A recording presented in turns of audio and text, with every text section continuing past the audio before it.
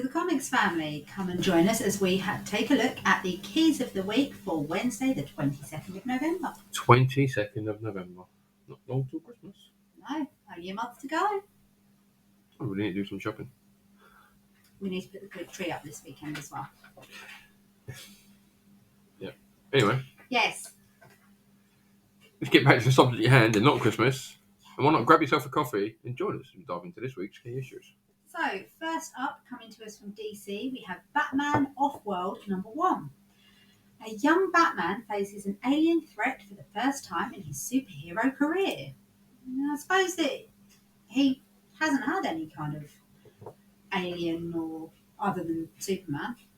Yeah, true. Okay, I'll give you that, yeah. They have kind of stuck to Earth, super douche threat, yeah. Yeah, I mean...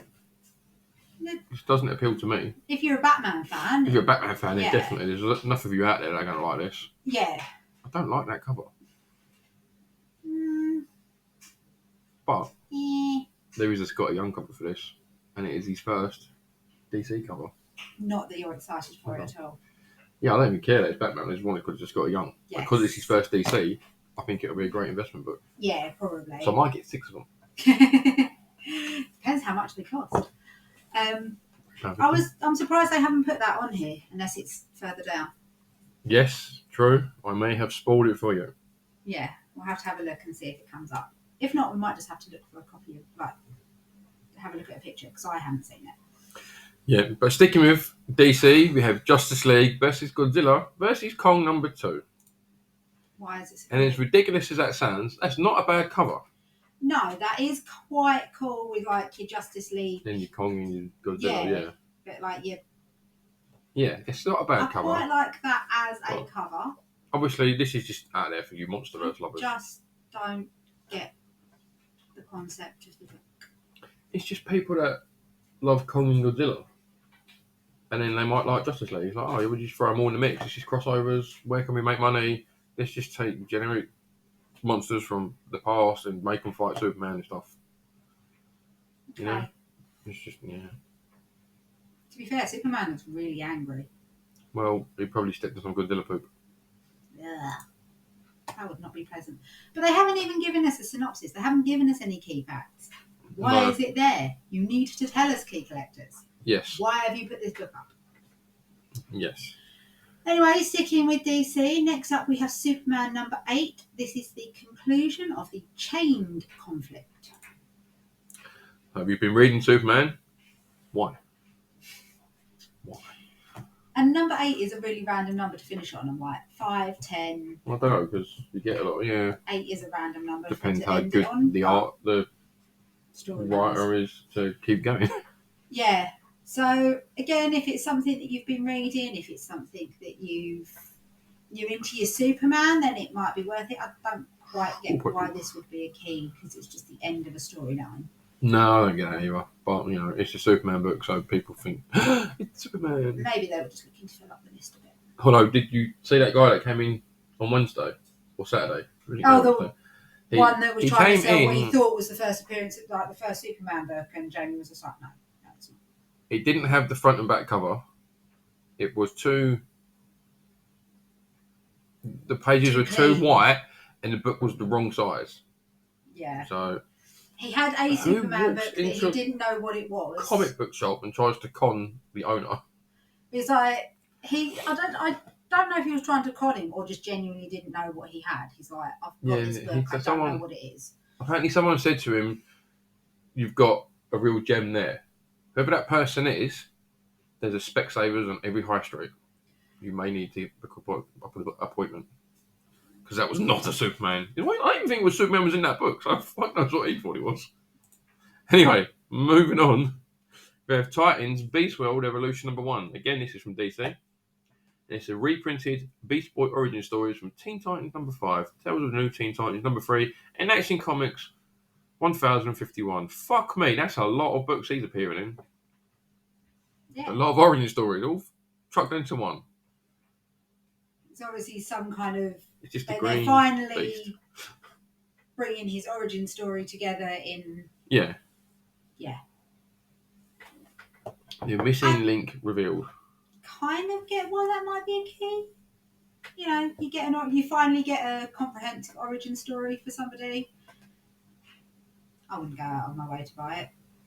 No, possibly never because would I don't really care about Beast Boy. No, he's just But a green beast. X-Men beast, except for them let him turn into different animals. Look at this. It's Hank McCoy, but he's blue. He's green. Yes, but he can also shapeshift into other animals. Yeah, which is quite well, cool. Hank McCoy's super smart, so fuck you. I'd like to be able to shapeshift into different animals. That'd be fun. You just shapeshift into a cat and lay on the driveway all day. I might decide I want to go as a swimmer, be an otter instead. Anyway, next up we have Somna #1. Was this not This on last was the week's? ash can. I don't think this is the ash can. I think they've released this because this one's in colour. Oh. So this could be. The cover was in colour last week. No, it wasn't. It was black and white. Was it? Yes. Yeah. Okay. And this is the one you got excited for because it was I like Tula Latte. Yeah, I just really like her art. I think her art It is very nice art. Yeah. I really, really like her art. So, yeah, that could, again, they haven't said why it's on the list. No, I think it's just because this is the first. It's a #1. Yeah. It was meant, the ash can was meant to be coming as a freebie with something else, wasn't it? The Harrogate Bubble Con or something? Yeah. Yeah, it was actually a Comic Con, but they called it the Bubble Pop or something. I don't know why. It would throw you off. But that's a nice cover, and I think if our local shop has it, you might get it. Possibly. Yeah, maybe. Probably not. I feel like I need to read a little bit more about what it is, just for the fact that I can't remember from last week what the key facts were. So I might read a little bit more on League of Geeks to see if it's worth putting on my pull list this week. Okay, good to know. But then let's move on to the Holy Roller, #1. And again, they're not telling you anything about it. No key facts. I think this has just been released. It's on here. It's a key because it's the first issue and it is from Image. And okay, a lot of Image's books are very good, but is he some kind of? Is that a bowling ball? It is a bowling ball. Is he blessed by God to be the best bowler in the world? I don't know. Is he trying to kill people with a bowling ball? And is that Andy Samberg, the same Andy Samberg actor that's in like Brooklyn Nine-Nine and stuff? Probably, because he's ridiculous enough to make a bowling ball guy a superhero. God's Holy Roller. yeah. God really wanted to go bowling, so. If any of you out there read this, let me know how ridiculous this book is, or if it's great. Again, I feel like I don't want it, but I feel like I need to read it about it on. There's a random thing flying past. Read about it on League of Geeks just to find out a little bit more, because yet again, somebody at Key Collectors didn't press a button and hasn't told us anything about the book. They're not doing very well with actually filling in their key facts this week. Yeah. Oh, that is annoying. It's nice. It's just random. Is that a person in a suit? Is that a robot? I think it's a person in a suit because there's the hair. Is he killing people with a bowling ball? It looks like he's battered whoever this reflection is. Yeah. They've lost their teeth. Well, it looks like he's about to. Oh, the blood there already, so he's done some damage. Yeah. The So, Holy Roller. No, not for me. It just sounds so random. Yeah, this one's for you. So random. So, next up, we have Edenfrost, #1. They've actually filled something in this time. After losing their parents in a pogrom. What is a pogrom? I don't know. Teenage siblings, Alex and Yuli, use the mystical power of a golem to survive the chaos of the Russian Civil War. I will find out what a pogrom is and I'll let you know. I'll put it up on the screen. So clearly they're Russian teenagers using the mystical powers of a golem.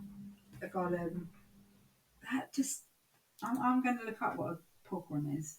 Or we could do it this way.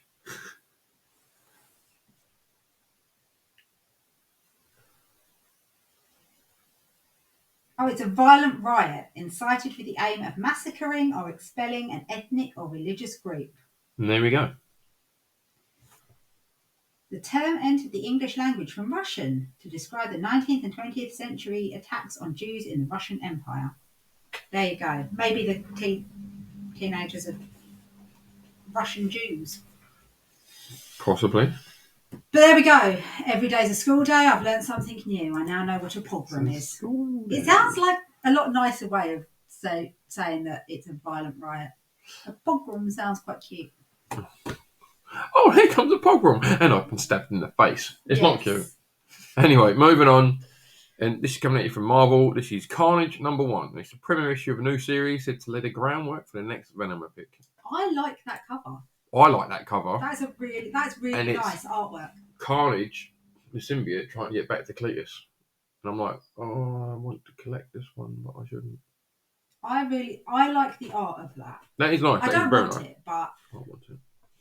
Maybe get it then. See how long your list is this week. But I like the artwork of that. But it is, yeah, it's very nice. I think the version cover would be great. But yeah, that is very nice art. I don't know who it's by. I can't read the signature. Groovy. Pluto Groovy. I don't know who Pluto Groovy is, but thank you very much. We'll find out and we'll let you know. Anyway. And here's another one from Marvel. We have Daredevil Black Armor #1. This is a 4-issue limited series by D.G. Chichester, who introduced the Black Armor suit in Daredevil #321 in 1993. I don't like that armour. I do not like that, and it's the reason I'm not collecting this Daredevil series. Because I think it looks ridiculous. Makes him look like Ant-Man. Okay, I can see where you come from. It looks a bit like an Ant-Man suit. A little bit. Like the Black Ant. It looks more like an Ant-Man suit than it does like a Daredevil suit. Yeah, I don't like that. Moving on before she gets really angry. We have the Incredible Hulk #6, and it's the first appearance of a Spirit Avenger from a century ago. Well, that's fucking helpful. Yeah, they still have a on a motorbike. Surely the Spirit Avenger from the first century ago, like World War I. 1920s. Is it World War I, you reckon? Did they have motorbikes back then? I don't know. I'll have to look that up. I just have this image of like a 19th century like Spirit of Vengeance on a horse. Yeah. It'd be like the Headless Horseman. Except it'd be the Flaming Horseman. Yes. Flaming Head Horseman. I don't know. But yeah. It's a nice cover. What's that got to do with the Hulk though? What's the Spirit of Vengeance got to do with the Hulk? I don't know. Maybe it's trying to get the Hulk for all the things he's done. But it realises that he already lives with his guilt. And it's 100-year-old Spirit of Vengeance. Why would it be? Maybe he was trapped underground. I don't know. Why don't I have you so get this many book and find out? questions. I have so many questions. Then you buy it and read it. No. I don't like the Hulk that much. Little Ham will not be happy with you. I know, but I don't like reading Hulk stories. They just don't quite get me. Yeah. Anyway, next up, sticking with Marvel, we have Marvel Superheroes Secret Wars Battleworld #1. I think that wins the award for longest title this week. Tom DeFalco returns to the 1984 Secret Wars series to tell an untold story set during this time frame. Oh, bugger off. How many times have we done this before? Oh, yeah. And what this was going on. Actually, this was also going on. It's like, no, just stick to the fucking original. Yeah. Yeah. I'm going back in time to tell a story that we didn't tell then. Which they've done a few times. It's really annoying. Secret Wars. Beyonder gets a world. He gets bad guys on it. Gives them like a year to do things. And then he throws heroes in to see if they can reverse what they've done. There you go. There's the story of Secret Wars. Oh, and Black Man. Excuse me. Spider-Man gets a black suit. I've ruined Secret Wars for you. And apparently there's some kind of secret love affair going on according to the... That's the new Secret Wars. Oh. That was the original Secret Wars. Oh, okay. And here we have X-Men 141, the facsimile. For any of you who don't know, this is the second part of the Days of Future Past. Because key collectors, I'll do your fucking job for you. Yeah. Do you have this? I do have this. It's on the wall. I was like, not this wall, as you can tell. This looks very familiar. Yes, I have parts 1 and part 2. So you don't need the facsimile because you have the original. Yes, they are books that should really get sent off to CDC. Yes. But yeah, although I suppose if you wanted to read it, and you obviously the original is probably not one that you want to crack open and read, Yep. it would be a good one to purchase just so that you could read the story if you wanted to. That's the only reason I see the point of buying this. That is brilliant for anyone out there, like you just said, that you want to know the story. This is the second part of the story. Might help if they'd done the first part already. I don't know if they have done the first part already, but this is the second part. But maybe you do, or you don't. You have Marvel Unlimited, and if you don't, you will get, I think it's 7 days free before you have to pay a subscription. So if you do want to read it, try it on there first. See how you get on with the digital format. But yeah, second part of Days of Future Past, which is a really good storyline. Okay. It's only a 2-part, but yeah, alternate timeline, Sentinels win basically. And this one is for you. This is This Little Piggy #1. And yet again, they've told us fuck all about it. But it's from that amazing comic company, Scout Comics. Someone come up with this trash, and they made it into a comic. Again, I need them to have told me something to work out. It's a woman with a pig on her head. It's an issue 1. Yes. And maybe they just felt that they didn't have enough indie this week, so they've just stuck it in there. But I literally have a title and a cover to go off of to try and figure out why this is special. And I might be wrong, but I feel that someone has watched too many Saw films. They've seen that they have the pig masks when they're talking to each other, like the bad guys, or the game makers, if you like. And they've been, I'm going to make a book about a serial killer that wears a pig head. And that's what this is. Maybe. Yeah. Of course, it must be true because I've come up with it. I have no idea. I'm so confused. And it's a nice cover. It's weird. If you like your creepy stuff, it's nice. Yeah, burning it's no. It's burning is no. Okay, it's burning is no into her mind. Going into my brain and I don't like it. Okay, let's get you back to some Kitty Pryde. How's that? Yeah, that's better. That's better. Let's get rid of the creepy pig head because that's not the freaking fact me that out. after X-Men are dead. Right, I think that's it for the key issue. So that is the list of the keys for this week. None of them seem to be that great, and some moron at Key Collectors clearly hasn't done their job properly and actually filled out the key facts. They've just clicked some buttons, put them on the list, and haven't actually filled out any information as to why they're there. So I'm getting really annoyed with Key Collectors because it's like... This keeps happening. Yeah, it keeps happening. And this week, normally there's like maybe one that they don't do it for.